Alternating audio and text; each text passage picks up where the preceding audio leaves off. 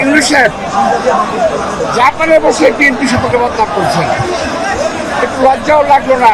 শহীদ রাষ্ট্রপতি জিয়া রহমান বহু সংস্কার করেছেন বাংলাদেশে, বহু।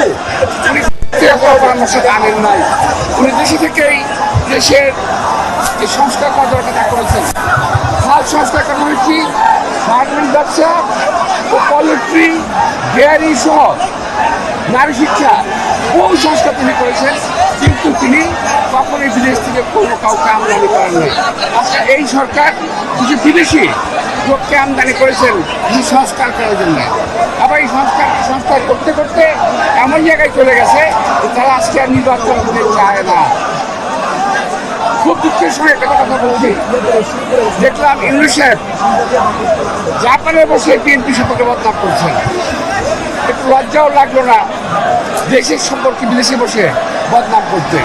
তিনি বললেন একটি দল নির্বাচন চায়। আমরা বলতে চাই একটি লোক নির্বাচন চায় না, ইউনূস নির্বাচন চায় না।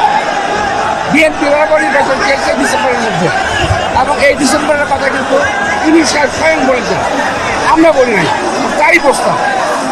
পরবর্তীতে শিফট করে চলে গেলেন জুন মাসে যদি নির্বাচন বলেন এই নির্বাচন কখনো হবে না।